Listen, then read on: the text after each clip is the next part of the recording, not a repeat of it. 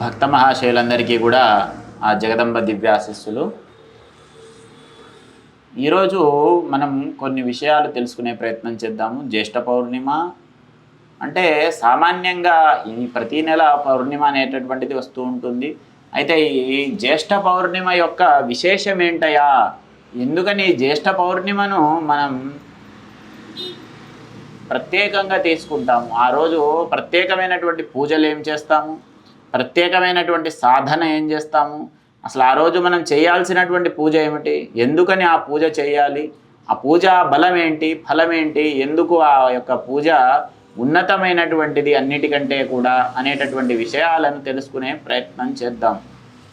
జ్యేష్ఠ మాసంలో జ్యేష్ఠాదేవి అంటే అలక్ష్మి బాధలు పడుతూ ఉన్నటువంటి వాళ్ళు, ఎవరైతే దరిద్రముతోటి నిరంతరము దుఃఖము పడుతూ ఉన్నారో వాళ్ళు, అనేకమైనటువంటి అలక్ష్మి పీడను పొందినటువంటి వాళ్ళు, అనంతమైనటువంటి దుఃఖాన్ని పొందేటటువంటి వాళ్ళు, రుణ బాధలతోటి వేధించబడేటటువంటి వాళ్ళు, లేదా అనవసరమైనటువంటి విషయాల్లో ఊరికే చిక్కుకొని ఇబ్బందులు పడేటటువంటి వాళ్ళు, వీళ్ళంతా కూడా ఈ జ్యేష్ఠాదేవి అనుష్ఠానం అంటే ఆవిడ యొక్క ఫలంగా ఈ పౌర్ణిమ రోజు వీరికి ఉన్నటువంటి ఆ దారిద్ర్యం పోవడం కోసము ఓ సద్బ్రాహ్మడికి ఒక 5 కేజీల నెయ్యిని కానీ, లేదా యథాశక్తి వారికి తోచినంత బంగారాన్ని కానీ దానం ఇచ్చినట్లయితే, ఒక 5 గ్రాముల వరకు బంగారాన్ని కనుక దానం ఇచ్చినట్లయితే, లేదా 2 తులాలు కానీ, మన శక్తి ఎంత ఉంటే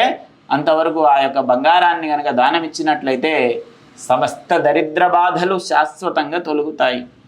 అయితే బంగారం ఎందుకు దానం ఇవ్వాలయా అంటే, ఆ బంగారం దానం తీసుకునే వాళ్ళు చాలా తక్కువ. సువర్ణ దానం వల్ల సమస్త దరిద్రాలు తొలగుతాయి, అఖండ ఐశ్వర్య సిద్ధి కలుగుతుంది, అనంతమైనటువంటి ఆయురారోగ్య ఐశ్వర్యాలు కలుగుతాయి. అదేవిధంగా అనేకమైనటువంటి సంవత్సరాలుగా మనల్ని వేధిస్తున్నటువంటి అనేకమైన అంశాలలో మనం ముందుకు వెళ్ళడం జరుగుతుంది.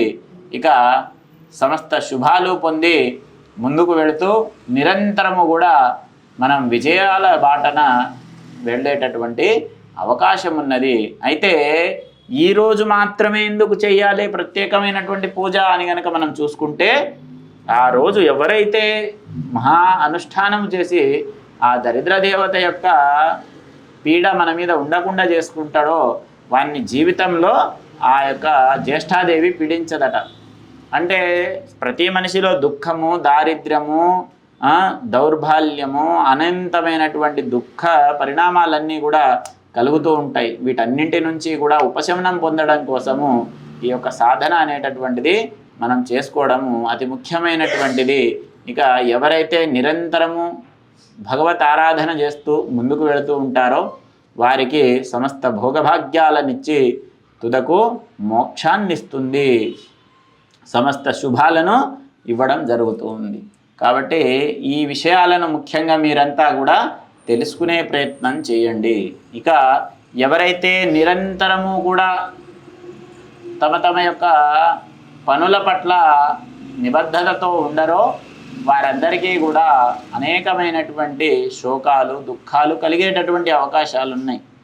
కాబట్టి ఆ విధంగా ఈ అంశాల పట్ల కాస్త జాగ్రత్త వహించి చక్కగా శ్రీ మహాలక్ష్మి పూజ చేసి శివుడికి అభిషేకం చేసి ఈ యొక్క దానాలను ఇవ్వడం వల్ల బంగారం కానీ, నెయ్యి కానీ, లేదా ఏదైనా ఒక వస్తువు మంచి ప్రియమైనటువంటి ఆ వ్యక్తికి ఇష్టమైనటువంటి నువ్వులు కానీ, ఇలాగా అనేకమైనటువంటి శ్రేష్టమైనటువంటి వస్తువులను దానం చేయడం వల్ల, చెప్పులు, అలాగే మనకు నువ్వులు, అదేవిధంగా గుర్రపు నాడ, వీటిని ఆ రోజున దానం చేయడం వల్ల సమస్త దరిద్రాలు తొలగిపోయి అచంచలమైనటువంటి ఐశ్వర్య సిద్ధి కలుగుతుంది. అయితే ఇవి ఇవ్వడం వల్ల ఆ బ్రాహ్మడు చాలా ఇబ్బందులు పడాల్సి ఉంటుంది, తీసుకున్నటువంటి బ్రాహ్మడు. కాబట్టి ఆ బ్రాహ్మడికి ఏదైనా అత్యవసరం అంటే కనుక ఎప్పుడైనా మీ యొక్క కర్మను ఆయన అనుభవిస్తూ ఉంటాడు.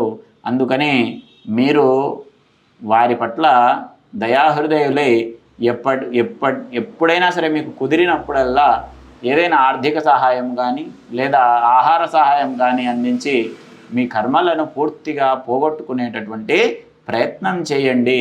అదేవిధంగా ఎన్నో సమస్యలు మన జీవితంలో తెల్లవారుజామున లేస్తే ఎప్పటికప్పుడు మన ప్రాణం పోతుందేమో అనేంత భయం అనేటటువంటిది మనకు కలుగుతూ ఉంటుంది.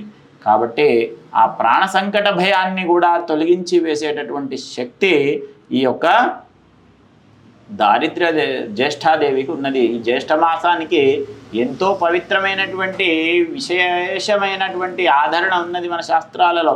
అయితే దాని గురించి పూర్తిగా తెలుసుకొని ముందుకు వెళ్ళగలిగేటటువంటి శక్తి సామర్థ్యాలు మనకు ఉండాలి. ఇవన్నీ కూడా తెలుసుకొని మీరంతా ఉన్నతులై తీర్చిదిద్దబడతారని చెప్పి మనసారా అనుకొని మీకు ఈ విషయాలన్నింటినీ కూడా తెలియపరచడం జరుగుతూ ఉన్నది.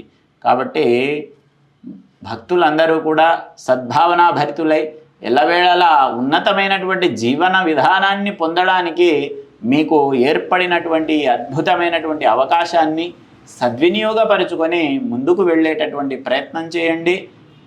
చికాకులు పడకుండా ప్రశాంతమైనటువంటి జీవన విధానాన్ని గడపండి. అలాగే ఎవ్వరూ కూడా ఈ రోజున నూనెను దానం తీసుకోకూడదు.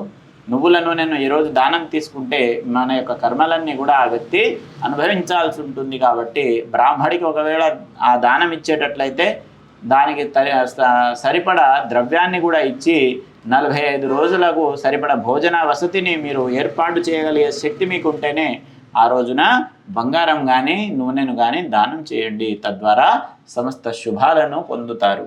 సర్వే జనా సుఖినో భవంతు, లోకా సమస్త సుఖినో భవంతు, ప్రాణినాం సద్భావనాస్తు.